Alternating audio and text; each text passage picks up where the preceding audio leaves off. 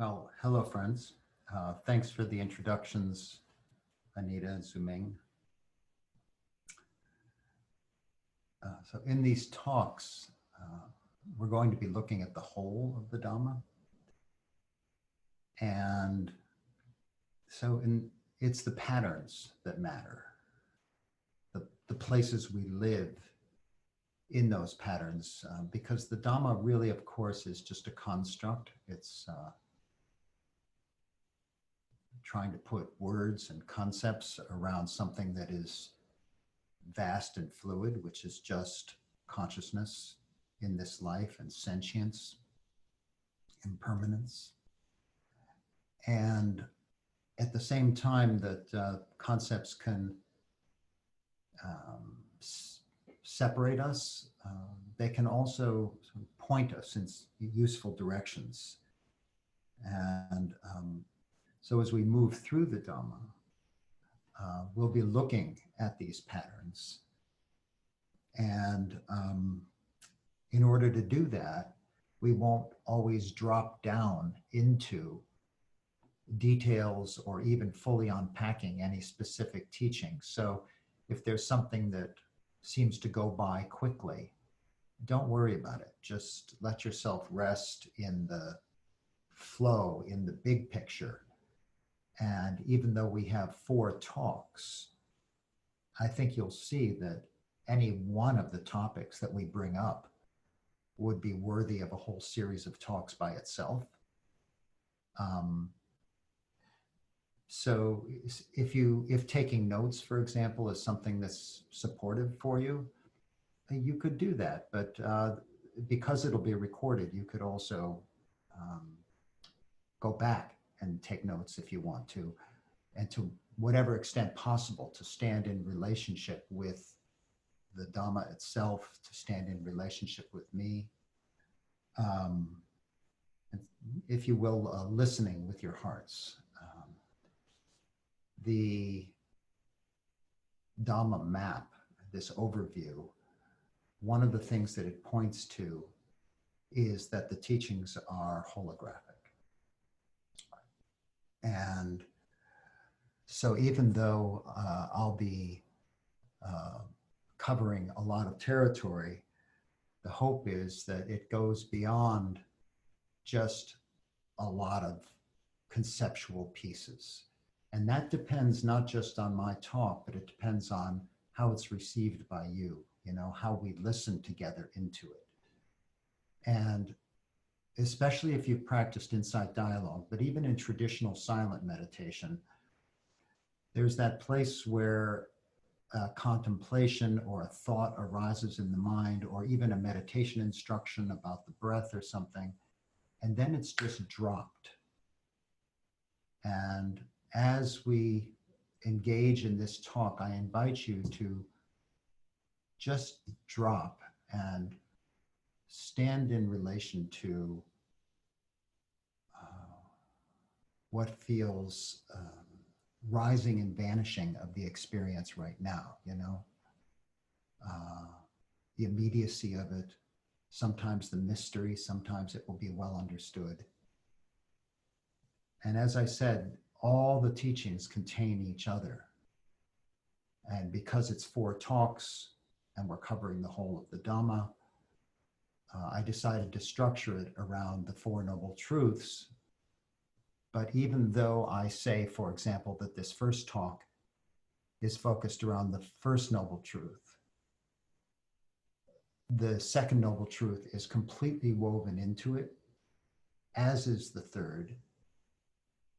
And the path runs through everything, which is to say, even as I speak now, and as you listen now, this is the path. There's nothing separate. So this practice, for example, is a practice of right view, right? We're actually looking to investigate experience and say, is this true? Is this how things are? And right now, right here, this truth of suffering is probably present in some way. Maybe you can find it, but you could also find, if you look, some taste of not suffering, some taste of just knowing experience, and the mind feels receiving it, feels at ease with even what might be difficult or painful. But this, dukkha that the Buddha spoke about,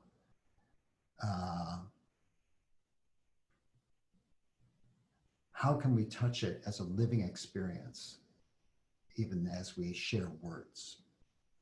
So when we talk about birth and aging and death, all the sufferings that come with having a body, and the sorrow, the lamentation, the despair, the pain of the mind grasping and missing and longing and wanting, not getting what one wants. I mean, can you relate to that actually? I certainly can, Not getting what one wants. Wow. And in short, of course, the khandhas, the 5 clinging aggregates. But remembering that I teach suffering and the end of suffering. And so in this teaching on dukkha, they're both here. Suffering and the end of suffering. When there's not sorrow and lamentation, when there might be aging or death is still a reality, but it's not something that is being clung to and it moves right through. Is that present now, for example? Suffering and the end of suffering. So, it's a beautiful condensation. And the broadest, you might say, most comprehensive and at the same time most subtle teaching on suffering and the end of suffering is dependent origination, paticca samuppada. And so we'll take this as a framework that will invite us through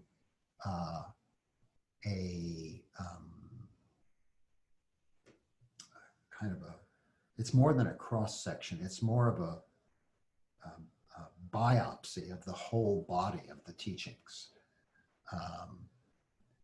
And as you'll see, it connects us through each of these links of dependent origination to other aspects of the teaching that shed light on the nature of suffering and the nature of cessation of suffering.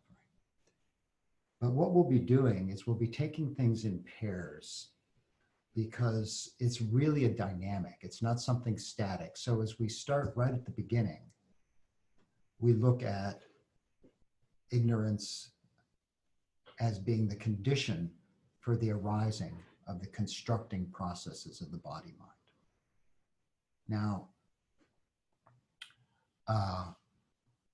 I'm going to ask you to really notice this starting point of ignorance. It's really important. The blindness with which we continually tumble in. And please understand that it's not that we tumbled in at some point in the past and now we've got this problem. Instant by instant, this process is happening. There's this beginning in blindness at each moment. And that's the doorway, you see, to freedom. That it's each moment falling away and doesn't have to stick. We help it stick, as you'll see, and with good reason. I mean, this being human is a pretty complex thing. But nevertheless, the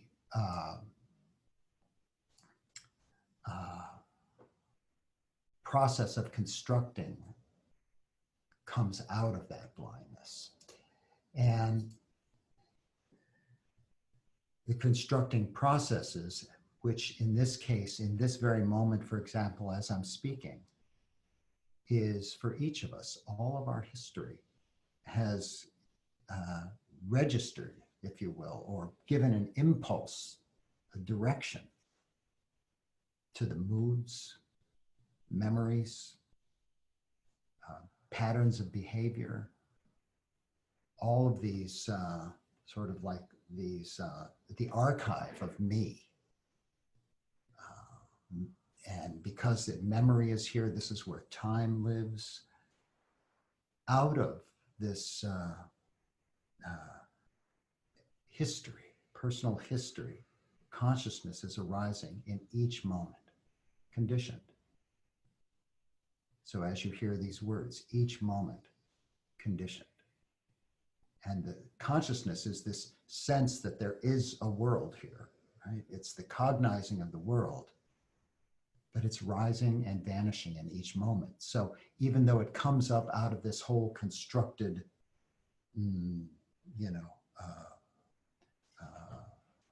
kind of the edifice of our history, it's also empty. And moment by moment, this consciousness is giving rise to an experience of nama rupa, body mind. So ask yourself this, if you will. Could there be any experience of body mind without consciousness? It's actually kind of absurd, right? I mean, the sense of there is a mind, there are these feelings and perceptions, processes of attention and intention, all these things that the Buddha defined as the nama, the naming or the mentality aspect.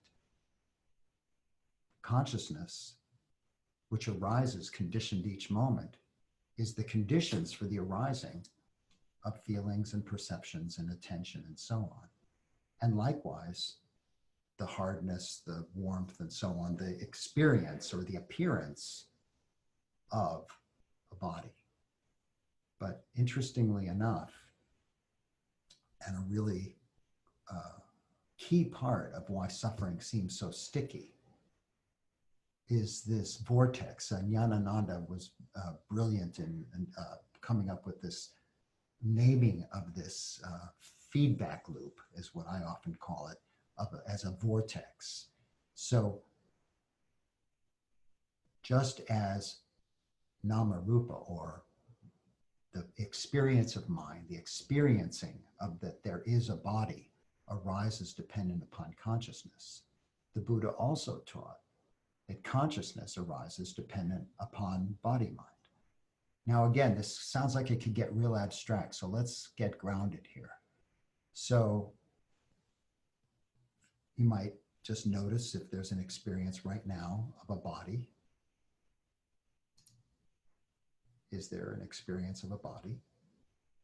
Is there an experience of a mind? Feelings, perceptions, obviously you're hearing these words. And could there be any consciousness that arises without that basis?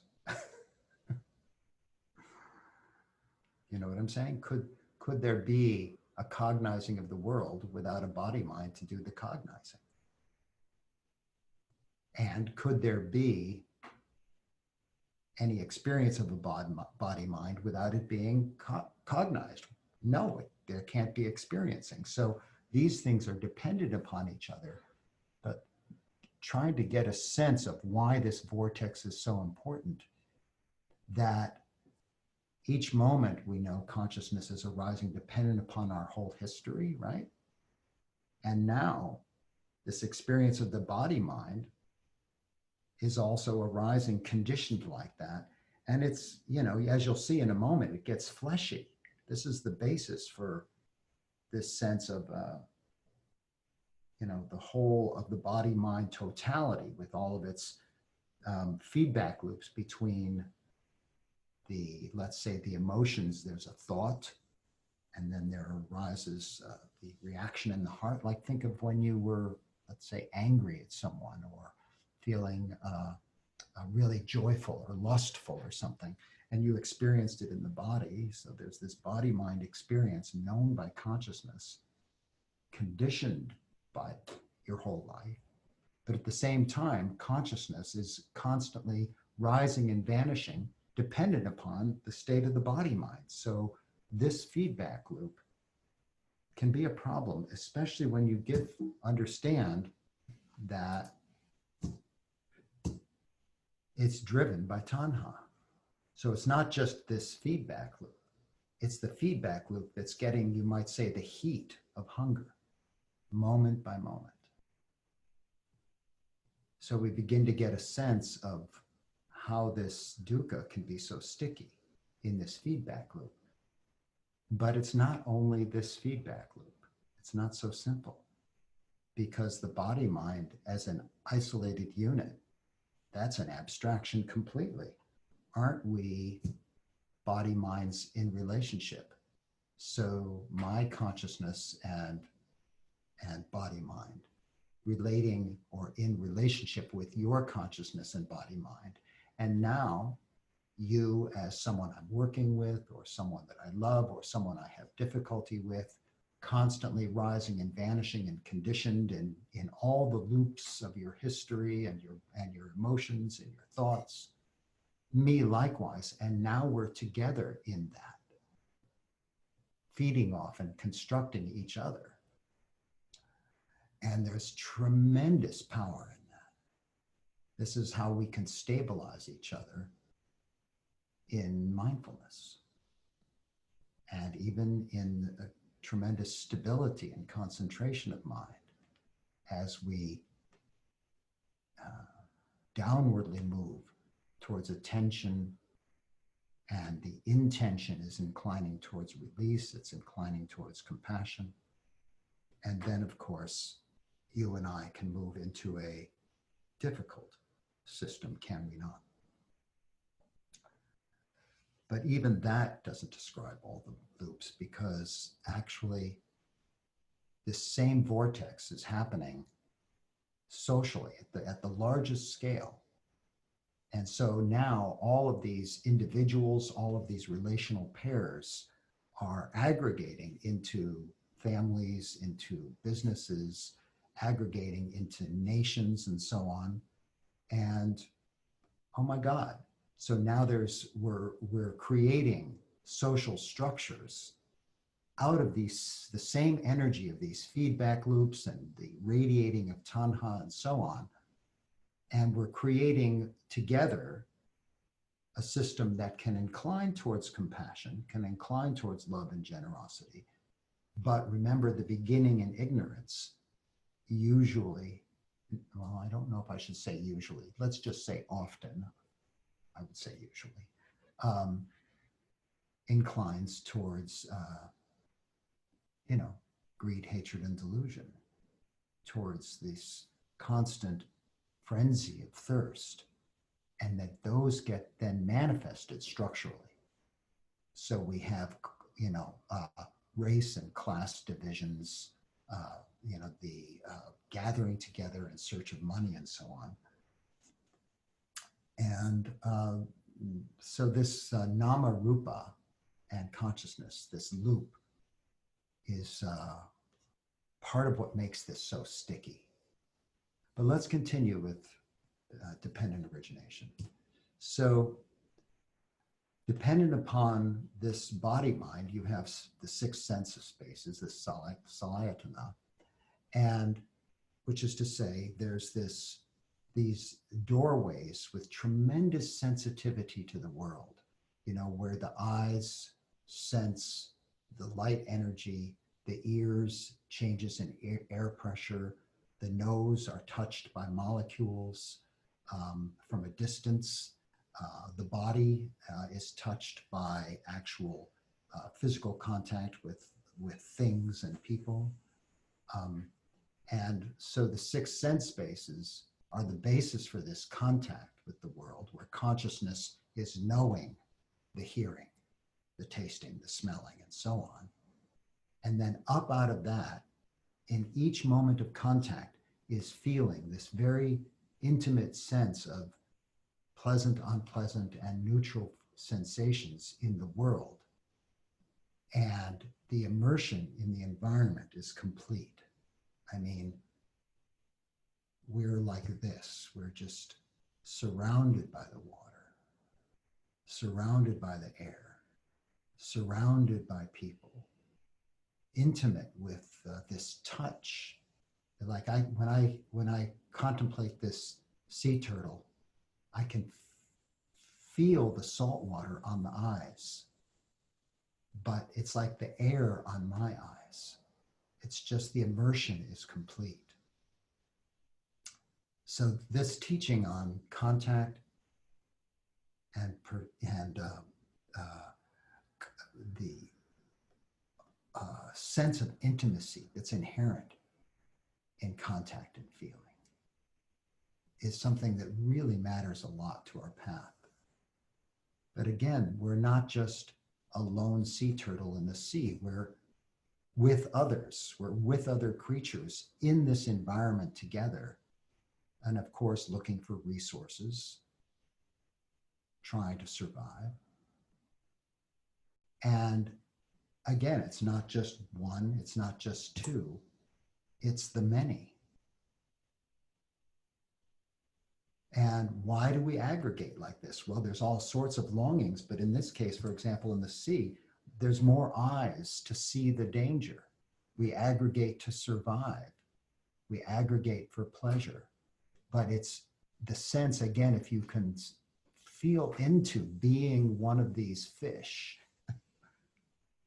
being in a school of fish, moving together and looking out at the world, there's both the individuality and the collective.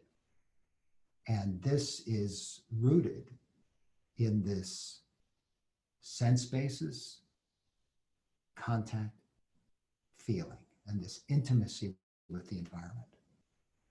So what does it mean to the path? This human sensitivity. Well, let's have a look. So feeling this, which is this intimate sense of with the world, not just the seawater, not just the air, not just the light, but other humans, the feeling pleasant, unpleasant, and neutral compels and really hustles us towards the thirsting. The thirsting, how can I find the pleasure? How can I avoid the pain? And how can I stabilize my existence? Or how can I protect myself in this very overwhelming flood of a world of sensations, of recollections, the internal, the external? It's so much so I withdraw and I grasp. So this thirst is driving the system forward, this body, mind, and this relational systems and the social systems. The thirst is driving it forward, but the clinging tries to freeze it, tries to grab it, hold on to it, make it do our will, make it so I can get the pleasures, so I can avoid the pain, or so that we together can get the pleasures and avoid the pain, so that we together can find protection, so that we can together can perhaps take the power of our being together and touch the freedom inherent in release. But so often that tanha, and remember that beginning in ignorance, keeps that system going. An important point that we're going to touch more later, but I want to keep it in mind now because it's so central to the Buddha's teachings. There's gratification in this. There's gratification here. So there's feelings, thirst comes up, and I grasp onto a pleasant sensation, a pleasant social contact. I grasp on to a pleasant moment in nature, or I grasp onto a pleasant sexual experience, or I grasp onto a pleasant food experience, or I grasp onto a pleasant thought. There's gratification there. Really important to know that, to not think that it's bad or wrong or anything, but to just sense the dynamic that that the Buddha was naming as gratification. So this clinging to this constant flux of this impermanent world, that grasping itself becomes experienced as I, as me, as I am. The tension of trying to freeze the world is exactly the self. The body mind, we know at that level of consciousness and nama rupa, of mind and matter, it's just flux, right? It's empty. But when there's the tension, that tension and holding, that clinging, is what is experienced as I am. There's nothing else there. And so dependent upon the clinging arises the becoming, and dependent upon becoming arises the enfleshment of it, is what I call it, the experience that I am real, the whole of the body. Now, there's also the enfleshment that's called rebirth into another life. And that is a significant part of the teachings, not to be left out. But we can sense perhaps in the moment that this grasping results in the energy of becoming, the clustering or the gathering, the constellating of a self around, the flux of experience becomes me. In each moment, even as you hear these words, as I'm speaking, each moment, the body mind, gripping in its understanding, in its sense of connection or disconnection, any sense of I am. And if that moves from life to life, is there really that big a distinction? So I just invite you to hold that mystery, to hold that not knowing there. And, from this birth, of course, the Buddha says, here we are again at the suffering, the dukkha, birth, aging, death. We've seen that. We've seen sorrow, lamentation, and so on, not getting my own wants. And a key piece now that we're going to focus on. In short, the 5 clinging aggregates are dukkha. So let's just pause for a moment and see if this is remaining experience near. See if this is something that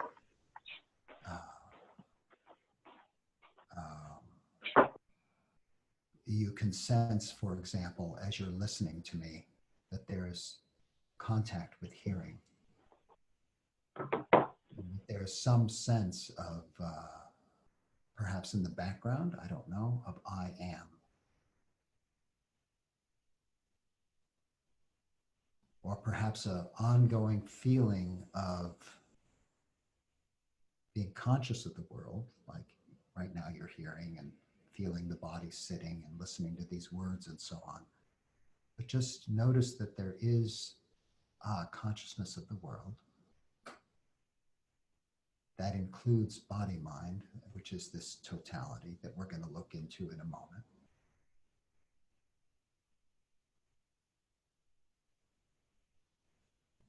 And the kind of the mystery of the ongoingness of it, continuity, the apparent continuity, while the mind is trying to make sense of this being born, of this being conscious.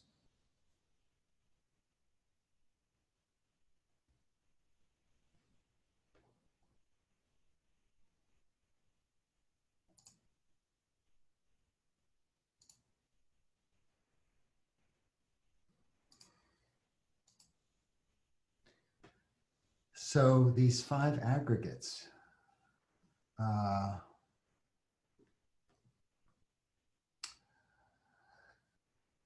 we're going to go into in a minute, are a way of condensing the suffering. But when we're talking about, the body suffering, dukkha is one kind of suffering, just the pain of pain, This is the birth, aging, death, sorrow, and so on. The Buddha also spoke of the pain that comes with change. And, if there's something that you really like and it's going to pass, well, that's one very obvious kind of dukkha. But also the fact that things are changing and they're out of your control. They're out of my control, always. This body is aging. Illness, we know that. I certainly know that. Do you know that? I think so. And that, if we try to line things up to get it just right, it's going to change. We're all adults. We can take it. We know that's true. And he also spoke of the change from constructions. And that has two really valuable meanings. One is that, of course, the dukkha or the dissatisfaction associated with, all of our emotions and memories and wantings and stuff, all the fabrications of the mind about my career or my family or something like this, all the gatherings we have about it that are not simple, that are, if I go back to this archive of history.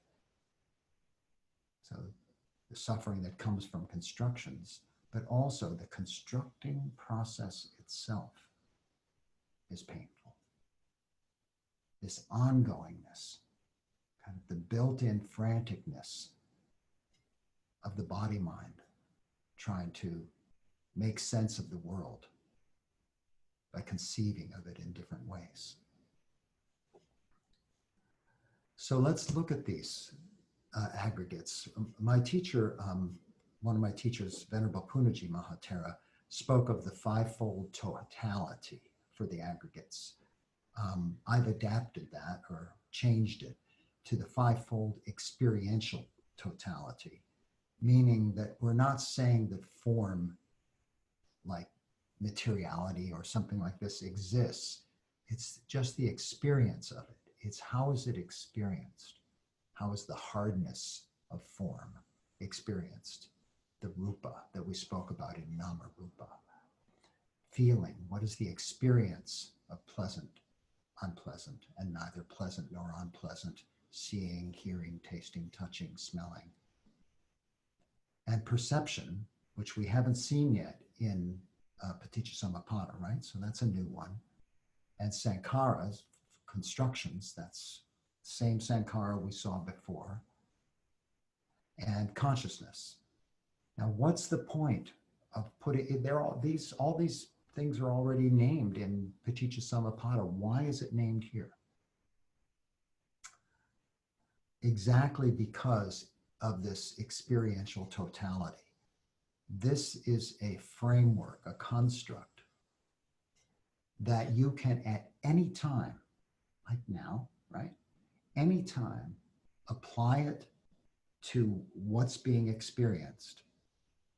And this framework will let you sort of give you 5 lenses to look at the experience. So as I sit here, for example, the form, there is this felt experience of a sitting body. I can feel the hardness on the chair, the shape. And if I notice that shape, I can see that there's neutral sensations largely through the body that are sort of defining the body, but the shape of the body, that's a perception. And the construction of Gregory, or I am giving a talk, or these words, or the Dhamma that moves in the mind in the background as I'm speaking, the fabricating process, and consciousness right now, the sense that this is, this is happening, this is real, I am aware of this, this is being cognized. And nothing is left out. And because we touched each of these with except perception when we looked at Paticcasamuppada. I want to give some special attention. Again, remember that our general search is to understand the teachings as a whole, the human experience as a whole, and understand suffering. So let's look at perception. And we're talking about each moment of contact, feeling pleasant and unpleasant arises simultaneously with sanya, with perceptions. And so there can be perceptions of self, of other groups. So there's power structures. It's the basis for preferences, like I prefer blue to red. Blue and red are perceptions. I prefer salty to sweet. So you can have the pleasant and unpleasant aspect of the food that you're eating. But all the particulars comes under sanya, comes under perceptions. Likewise, when I perceive other people, when I perceive objects, and know what that object is, and up comes, of course, consciousness arises dependent upon sankhara, all these constructions. So perception is tinged. So this is also the home of implicit bias, whether it's racial bias or some other ethnic or gender bias or anything. It's happening at that instant of perception. And likewise, any triggering of, let's say, traumatic experience that comes with recognizing an object or hearing certain sounds, they're perceived. So this is a very powerful moment, very powerful aspect of moment by moment experience. And perception, is happening like the fish swimming in the water all the time. So we're constantly reacting without knowing it to all these different objects, recognizing these objects, having an affective, a felt response to them, a felt response to the whole scene. I like that, I don't like that. That's what that is. I recognize that cup. I recognize that pillow or that popcorn, whatever it is. And then there's some sort of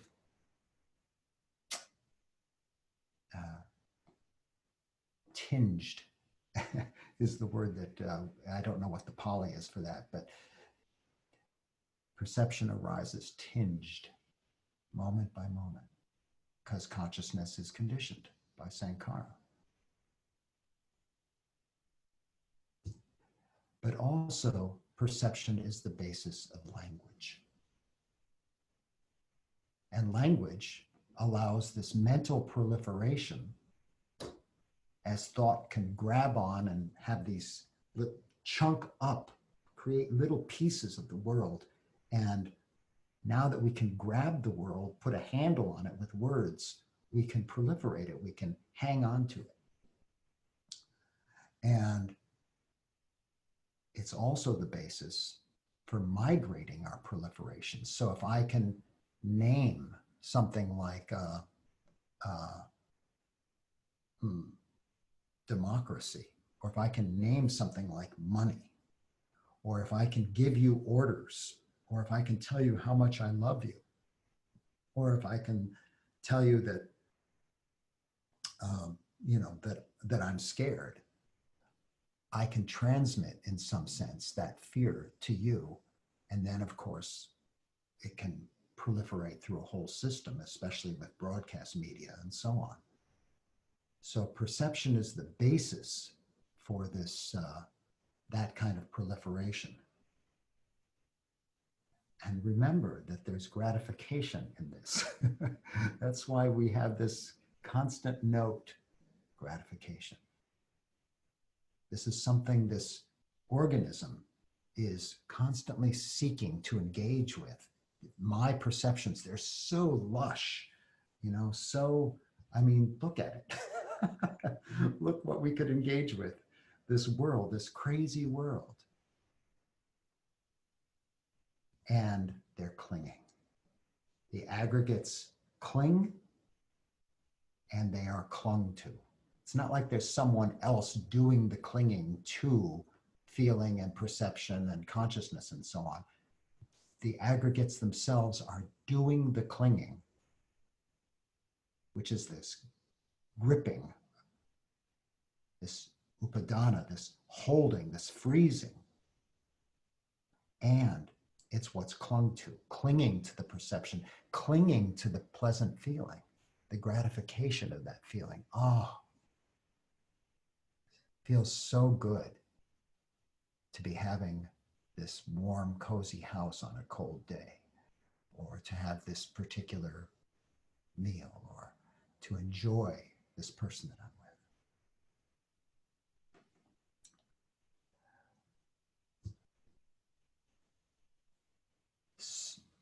And now, understanding perception, we're going to come back to Sankhara, back to constructions, which, if you remember, are rising and vanishing from Paticca moment by moment.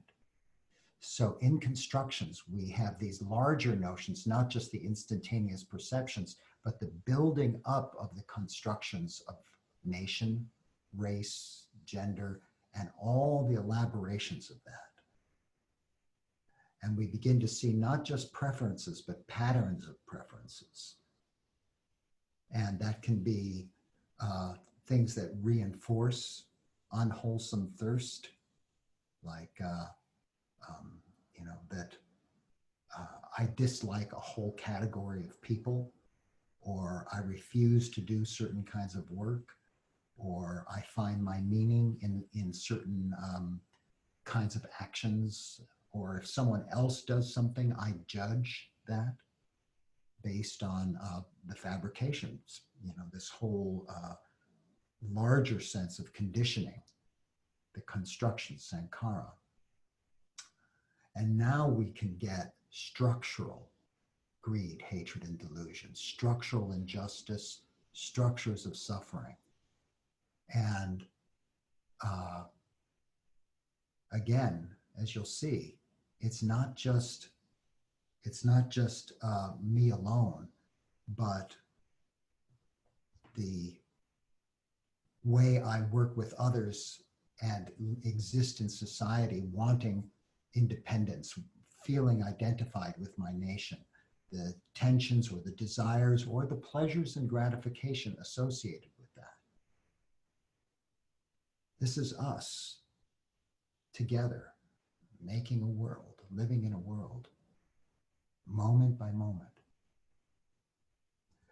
But let's go back to some pieces of the sankhara, the views that we have, the emotions, the moods, the memory, the history that becomes the basis for these nationalities and these tremendous cultural and social creations that we make, and our learned coping strategies, our personalities, and all of the social constructions that are at work when we're all together. And there's an issue here with these fabricating processes if we're trying to understand suffering and the end of suffering. And that is that sex, money, and power, is a kind of a cliched trio, but they're always thirsty. There's never enough. And when there's enough of one for a little while, then we focus on the others, Life is not limited to, the constructing process is not limited to these, but to understand that if we want to know about gratification, which points to the danger and the escape in the language of the Dhamma, that we need to look at these issues of structural injustice, structures of suffering, the larger writing across society of greed, hatred, and delusion, not just the personal aspect. So the gratification is a significant piece. This clinging, why are we clinging? Why do you cling? Why do I cling? I cling to, let's say, even the simplicity of my home, the simplicity of my garden. There's gratification there. Now, can I relate to the garden and relate to the home and have it move through with its pleasures without clinging? Can I flow with it? Sometimes I really can. And we're beginning to see the embeddedness of release right here in the truth of suffering. But then in the next moment, perhaps there's clinging. And it's all around, or shall I say, it can be understood and looked at in this framework of the aggregates. Because there's, when we talk about impermanence, suffering, and not self, the aggregates are like the core of that teaching. That the feelings constantly changing, rising and vanishing, and out of control. And can what is constantly out of our control be reliable? Can we build a stable self? Remember from dependent origination, that sense of everything being in flux, right? Everything being dependent upon other things, always unstable. So is there ever going to be a sense of, oh, I can create and hold this self and it's going to be secure? That's the nature of the suffering of the self. It's not just the physical pain. It's not just the not getting what we want. It's that at the core, there's this just wanting to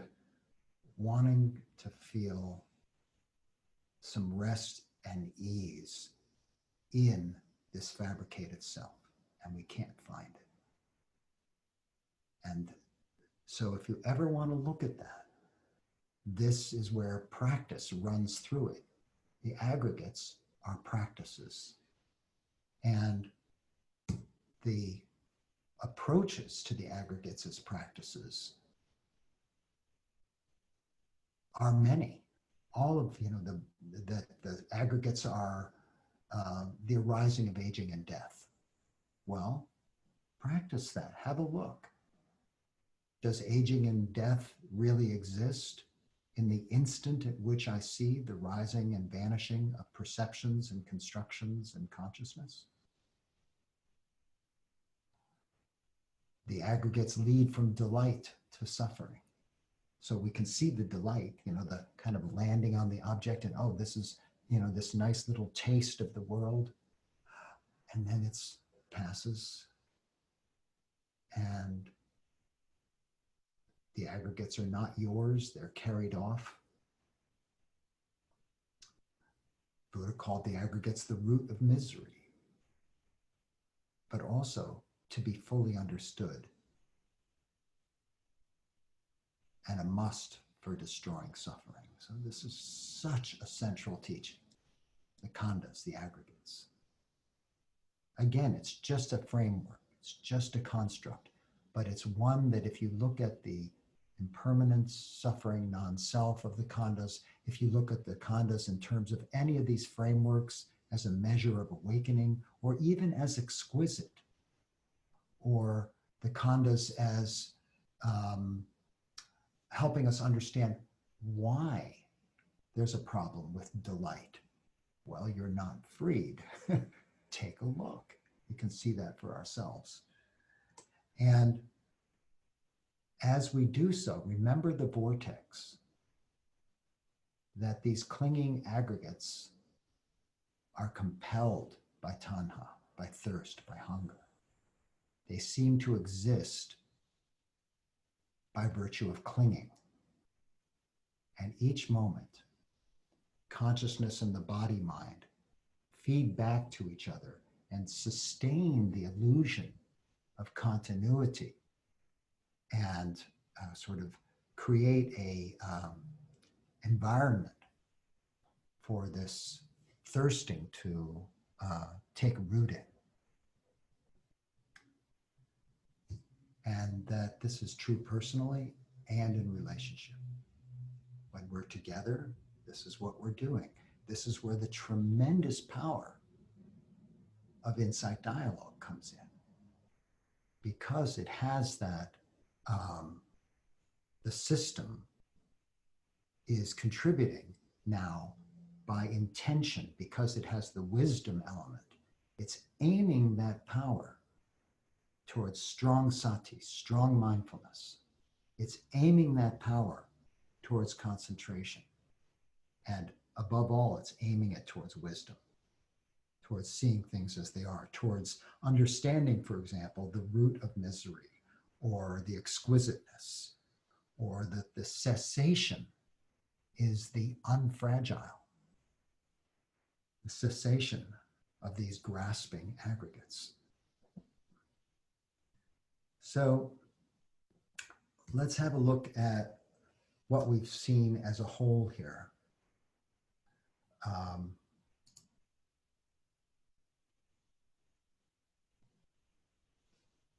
And draw some of the connections. So obviously we started with form, and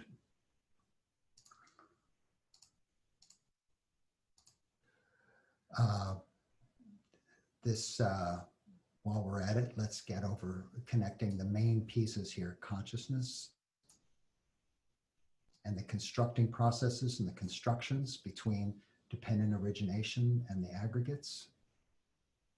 Let's make sure we really see that one.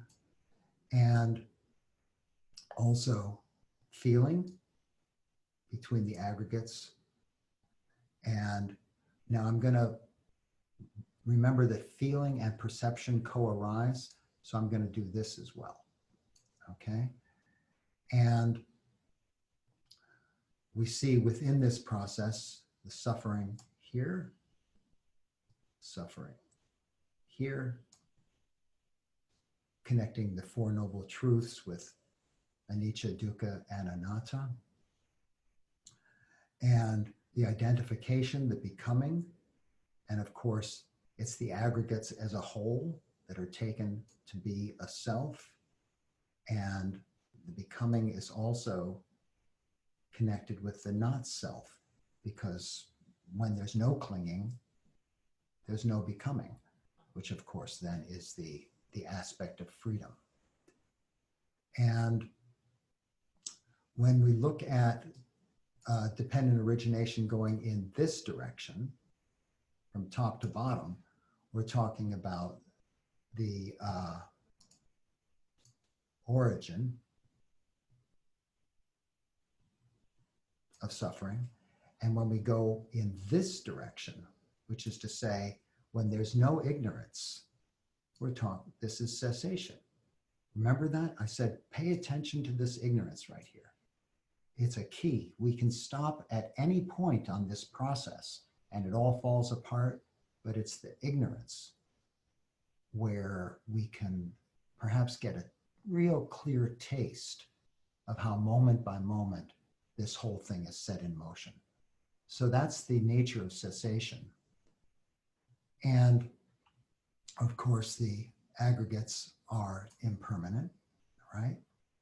And the gratification, if you recall, is really settling into this feeling, thirst, and clinging. And we're going to talk about the danger and the escape in the next couple of talks.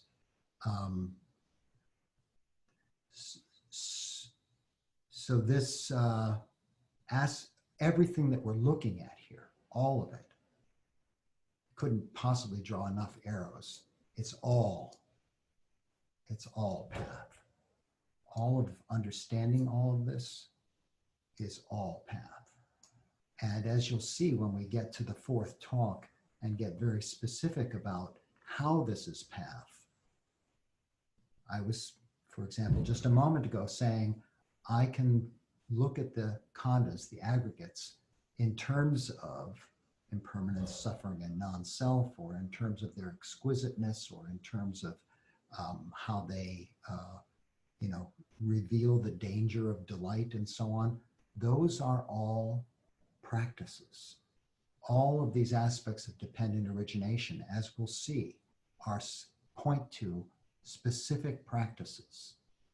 The impermanence of all of the aggregates, or just the fact of the impermanence of feeling, perceptions, and thoughts, all specific practices. So the whole time we've been talking about practices.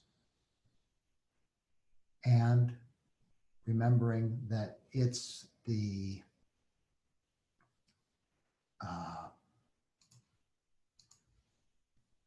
patterns that matter.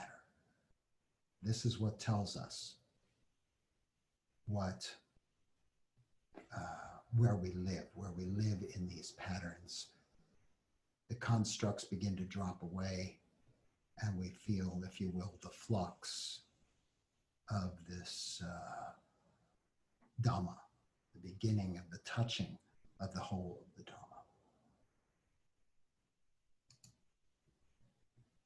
So with that in mind,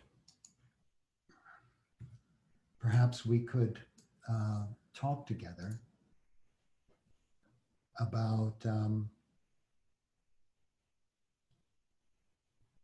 what we've learned, what questions you may have, and so on.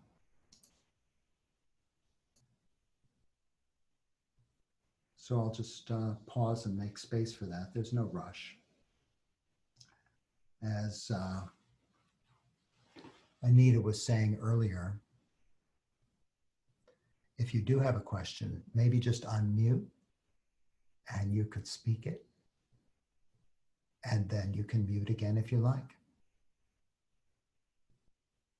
And as much as possible, I invite a continued investigation of the living experience of this stuff, even as, for example, if you feel nervous about asking a question, where's feeling, where's perception, where's the constructing processes at work, because this is all to be lived.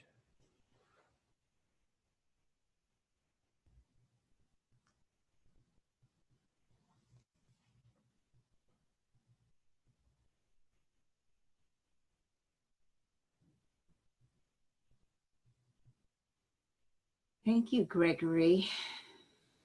I just want to express my deep gratitude for this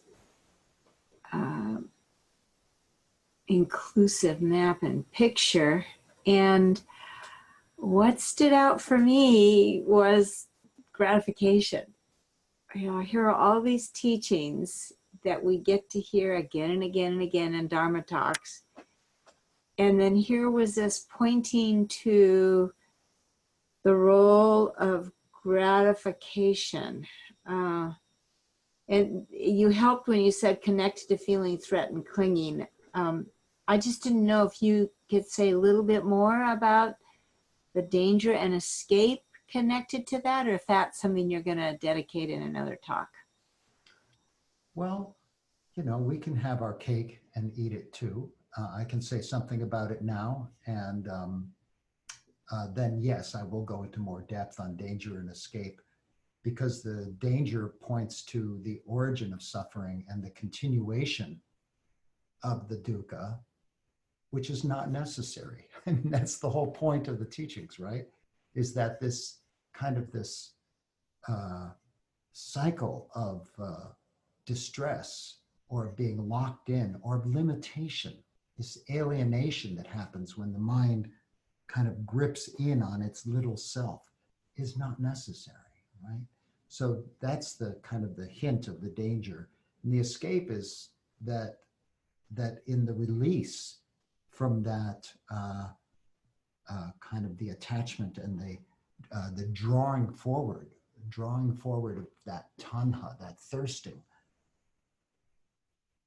That's it. I mean, that's the freedom, right?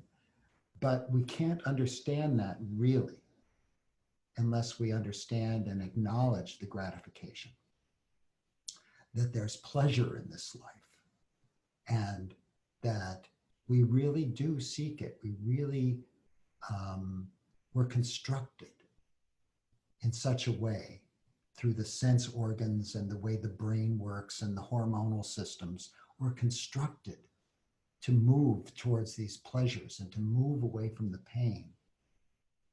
And then, you know, the gripping that happens, and then the expanding out of the gripping. So it's worth looking in your own practice at the gratification. As you know, again, this is practice. This is not an abstraction.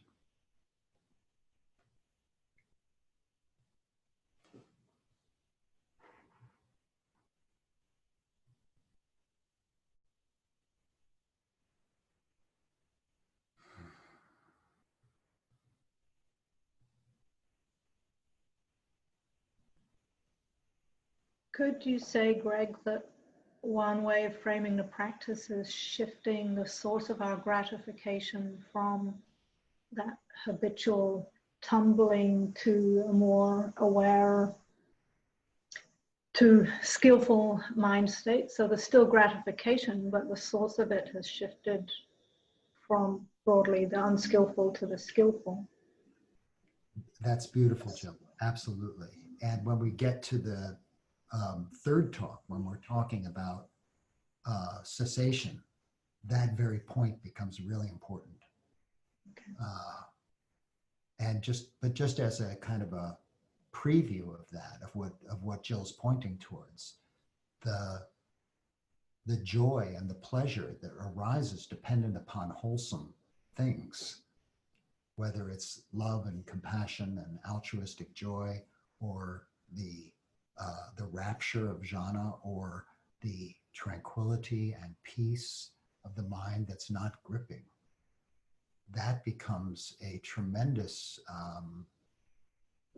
shall we say, force for good, force for good, not just individually, but very much extending in relationship and extending socially. So the recognition of gratification in the, shall we say, I don't want to just say unwholesome, but in those things that get sticky and keep us churning and turning in, this never-ending hope for a stable self and a pleasured, stable self. That's where the problem lies. When the shift towards the wholesome begins to happen, then that gratification becomes part of the escape, if you will, part of the freedom.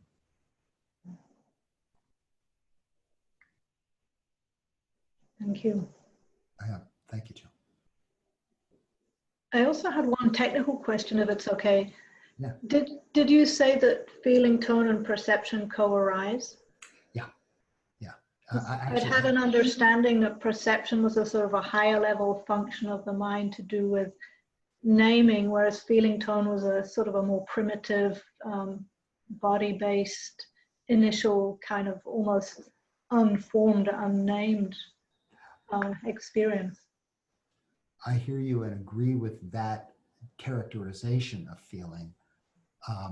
But just to share a personal experience, in my own practice, I was really working hard for quite a long time as I was working with the aggregates to try and tease apart the feeling and the perception, the Vedana and the Sanya. and I couldn't do it. And I thought it was just a deficiency in the astuteness of my awareness. And then I came upon in the Samyutta Nikaya a teaching where the Buddhist basically said, these things cannot be separated. They co-arise. And I found that very satisfying because I thought, oh, it's just me. I'm not up to it, you know? Right. And I still don't know, to stay technical just for a minute, how that relates to the cessation or the experience of neither perception nor non-perception. But he doesn't say that about feeling. He says, I just revisited, he comes back to the camp, if you will. It's a wonderful, I love seeing the Buddha as a human being coming back into the camp, if you will, from having been in the bush for a while and saying, I was just off dwelling in that state that I dwelt on the night of my enlightenment. And I just thought I'd let you know there's always feeling, there's always Vedana. But he doesn't say that about perception. Right. So I can't reconcile those completely, but I allow that to just be interesting and not make a problem. Well, maybe it's a spectrum, because to be able to discriminate between pleasant, unpleasant, and neutral is a function of the perceiving mind, yeah? Absolutely. Absolutely. Right. It's very subtle. Okay. Thank you. Yeah. May I ask a question? Mm-hmm. Where does so when we use the term awareness or mindfulness, is that falling in a category of consciousness? And yeah, I have a follow-up question on that, but yeah, is that, so awareness also arises and passes, or it changes, it seems to me, continually depending on the object? So let me answer a question with a question in the old tradition. So are there times when you go through life when you're conscious but not mindful? Yes. Right. So that's the difference. So consciousness arises with each contact with the world. And there is no experience at all without consciousness.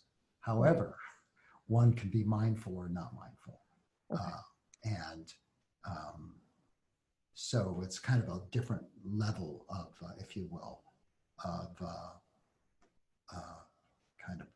of analyzing human experience, of analyzing the mental experience. But it can't, since nothing falls outside the 5 aggregates, so mindfulness is somehow, and mindfulness is not, however, consciousness. It's a special kind of consciousness, I guess I'm trying to. With mindfulness, you might say the mind is remembering to notice either itself, which is to say it can be aware of the awareness itself, or the mind is remembering to notice some object of practice or object of concern. Sort of like you go to your grandmother's house and someone says, now I want you to be mindful. She's very ill. And that doesn't mean, that you're going to just always be in this kind of astuteness of sati, but you're just keeping in mind, oh, grandma's not well, right? So I should act a certain way. That sense of mindfulness. But you could also take that same notion of mindfulness and apply it to, let's say, impermanence. So I'm just going to live my life day to day, but my practice is going to include mindfulness of the rising and vanishing, or let's say of just the fact that the feelings and perceptions are impermanent. And I'm going to watch this sense of change, right? So there's mindfulness of that. Or I can be mindful of what's my mind doing now. And that's the framework. So I'll apply that framework and I'll just go through my life. And now as I reach for something, I'm aware of reaching because I'm noticing that that's where the attention is. I can be, of course, mindful of the position, the form of the body. So now I'm mindful of the hand reaching out, or I'm mindful of the movement of the lips, and so on. So, but consciousness is this cognizing instant by instant, there is a world, and this is what's in the world. I see people, I see colors, I feel a certain way. All of that is consciousness arising with this or with that. And that's still happening when there's no mindfulness. Right, right.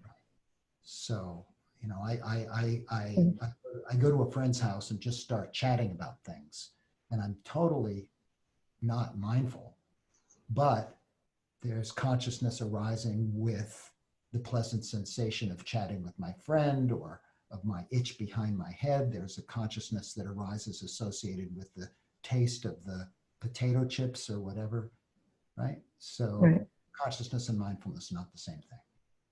Right, right.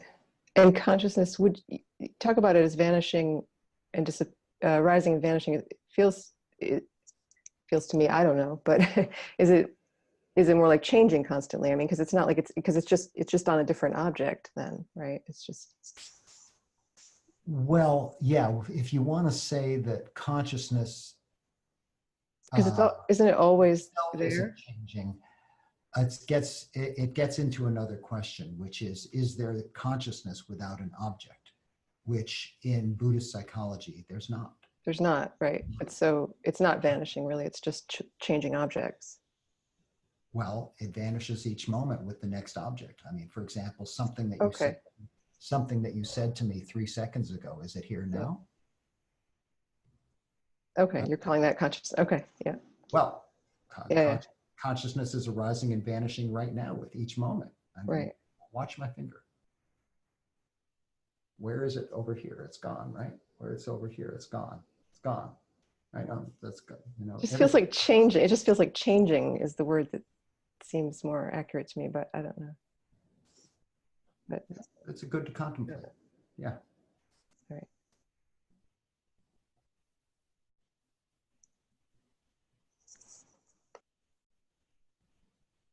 Greg, I have a question about spiritual gratification in a way. Things like devotion. And I wonder if the Buddha said anything about that. Mm-hmm. What was spoken earlier about the gratification in wholesome things, as I say, is something that we're going to touch more deeply when we go into the cessation piece. Okay. But I do want to address what you just asked about devotion. That comes, at least I would place the question of devotion under the Buddha's teaching on sada, on faith or confidence. And this is also something that we'll be looking at when we look at cessation, by the way, and on path especially. But sada or confidence or faith is foundational to the path. It's not just something the Buddha sort of taught about sometime on the side. It's central. Because if there's not sufficient confidence, for example, why would you even be at this talk if you didn't think that there was something of value in the Dhamma? Or if there wasn't enough confidence in the teacher, why would you even show up? So that kind of aspect of faith is essential on the path, to the point that it's elevated to what's called a spiritual faculty, right in there with energy and mindfulness and concentration and wisdom, really important. So, yeah.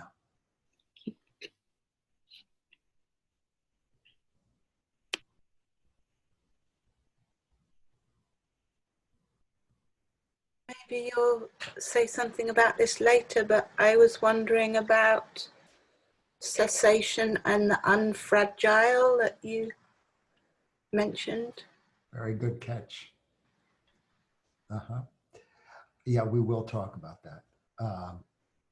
But just again, just because I don't want to leave it hanging, just to entice you enough with the sense of perhaps you can take it as a practice over this next few weeks to look at the fragility of, sensory experiences, pleasant and unpleasant. The unpleasant ones fall apart too, thank God. As one who has had a lot of unpleasant experiences, it's very nice that they're impermanent, actually. But this fragility really points to, it's not just the thirsting for something pleasant, but it's the grasping, the freezing, the trying to control makes the dynamic set up there is that you're trying to freeze experience that is impermanent. So of course it's going to have this tension in it because it's constantly moving. It's like tectonic plates in the earth. The tectonic plates next to each other are slowly, shifting side by side. And, and if you cannot stop those. You can't go in there and fix the seafloor or the continental shelf with a big bolt. You can't do that with the mind. You can't freeze the world. You can't freeze perception or sensation. It's always moving. And yet the organism wants to understand the world, to feel safe in the world. Not possible. So when we talk about the release of that effort, the letting go of trying to even do that freezing, that's not fragile. It's unassailable. That's the path, that's the fruit.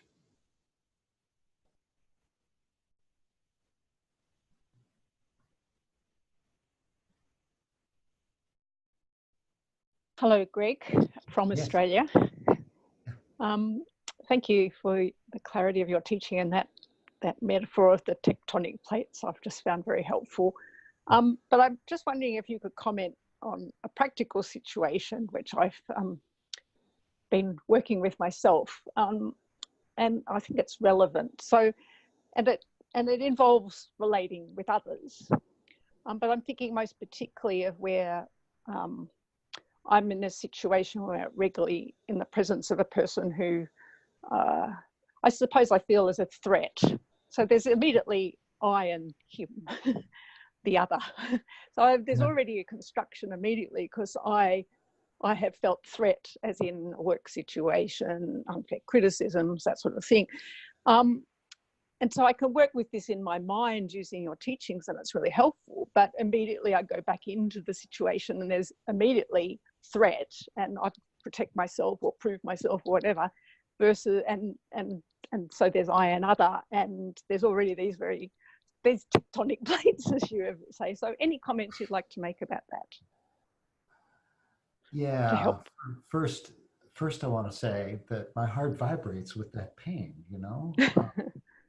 and you speak for all of us. I wish I didn't have all these difficult people in my life who make trouble for me. But I'm at the center, it seems. Wherever I look, they're out there, but I'm the one having the trouble. So I don't like that, but I have to kind of acknowledge that maybe there's something here that is unsafe, and is there a practical aspect of that I can address so that I'm not doing this kind of spiritual bypass of, if I just sort of meditate a lot, or if I just go into my mindfulness moment by moment, then there's no real problem. That's nonsense. Welcome to the real world.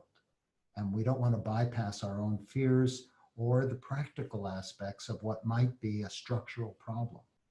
You know, like this person has power over you, and that's really uncomfortable because you could lose your job, or maybe they're a neighbor and you have to live with them, you know, next to them for the next 20 years, and that's a problem. So you can't just, you know, run away. Or there's all kinds of actualities that obviously I don't know them and I can't address them.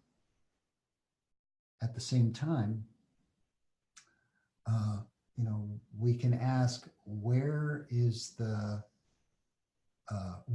within me might I be amplifying this with gripping, holding?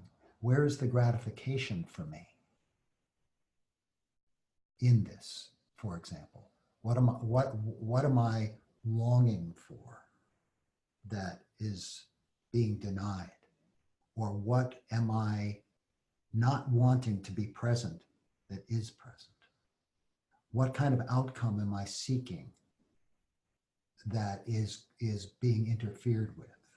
And look into your own heart as best you can, because this other person, assuming that you've addressed as much as you can the structural issues, the practical issues, and so on, the fact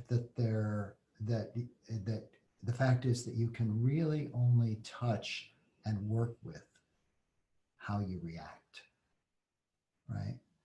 So one of the great gifts, as we all know, I think, of mindfulness, is that in this cycle of consciousness and body, mind, and clinging and craving, all that stuff we just talked about, what happens with sati, with mindfulness, is it cuts those feedback loops for a moment, just for a moment. It cuts the feedback loops. And just then, there can be a like, okay, what am I experiencing? What is this unpleasant sensation? Just as unpleasant sensation. Fear is felt as an experience, let's say, in the belly or the heart.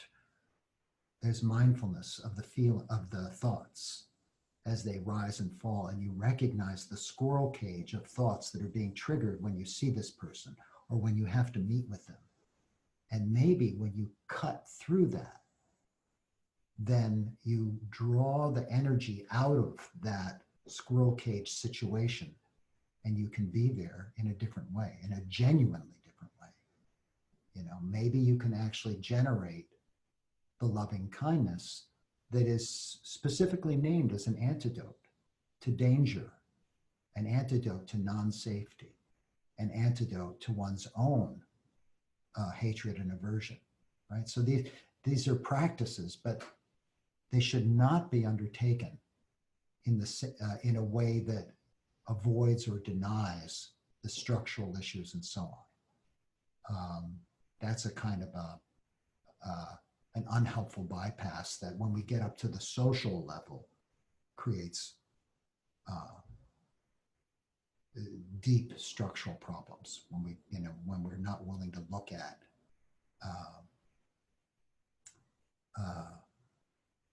how we work together to create greed, hatred, and delusion. Yeah. So I think I'll say that there's maybe just time for one more if anybody wanted to ask something. Otherwise, we can just close.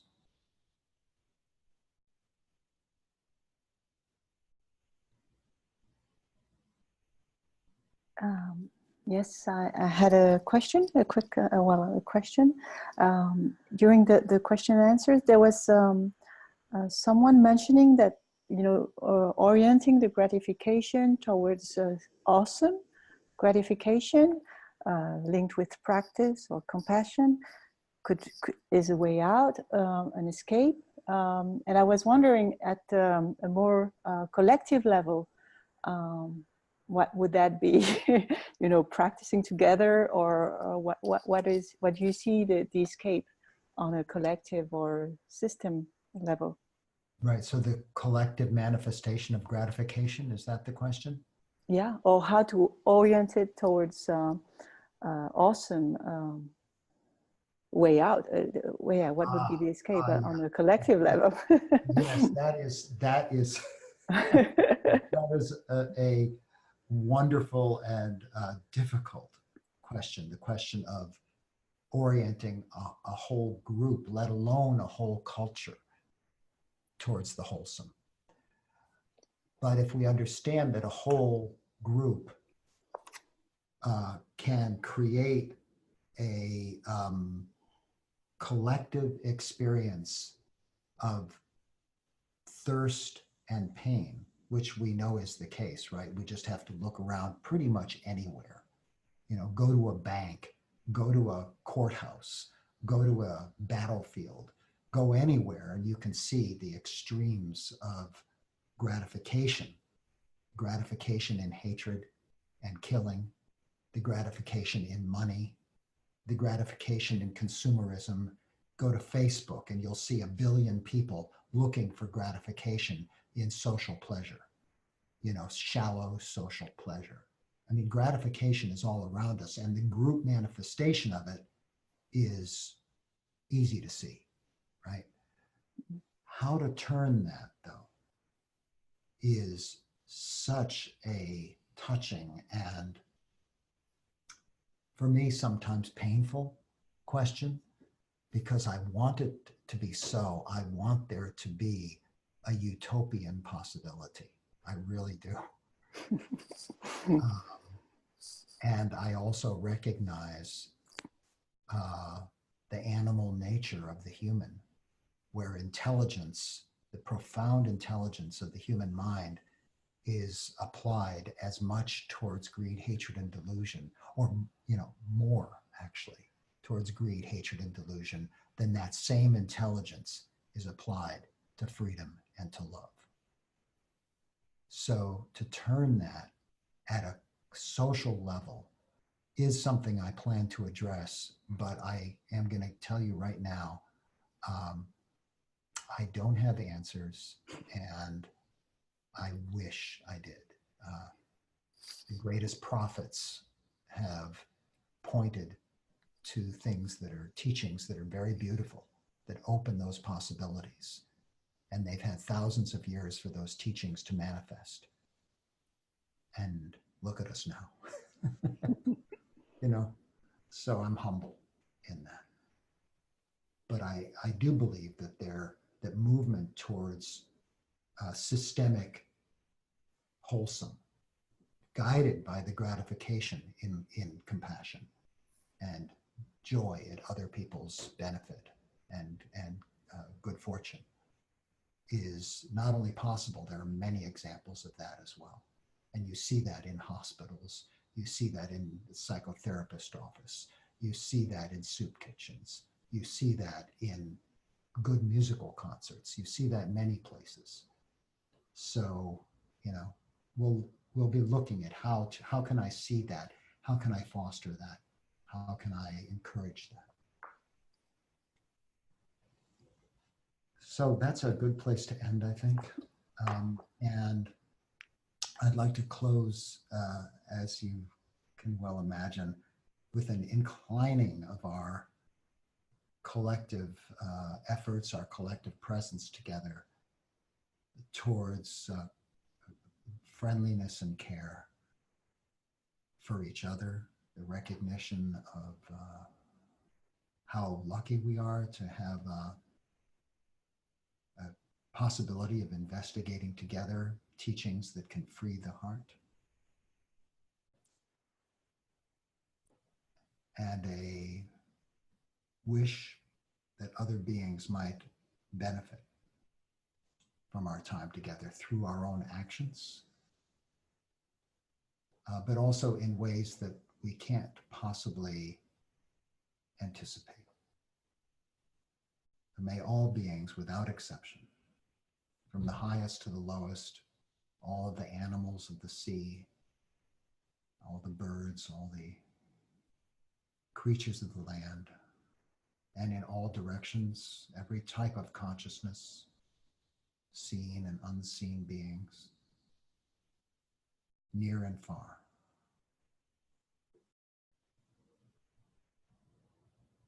May all beings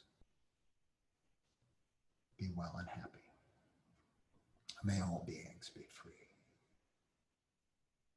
May all beings share in the benefits of our practice. May there be peace. May there be peace.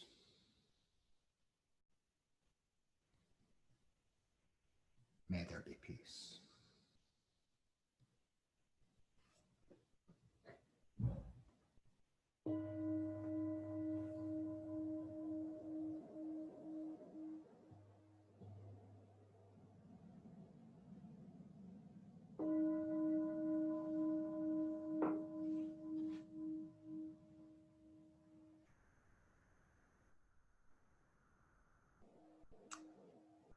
Thank you, friends.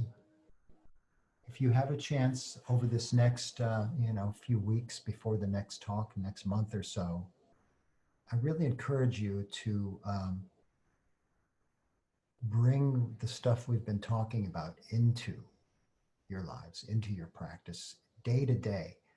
Do it in your sitting if you can, because that's where you can focus on it and get it clear, get it to be, oh, I know, I can investigate, let's say, some aspect of dependent origination or some aspect of the khandhas, dropping out of the concept into the immediacy of experience, of feeling, of perception, the immediacy of the experience of contact, of your body on the cushion or the breath at the nose, contact.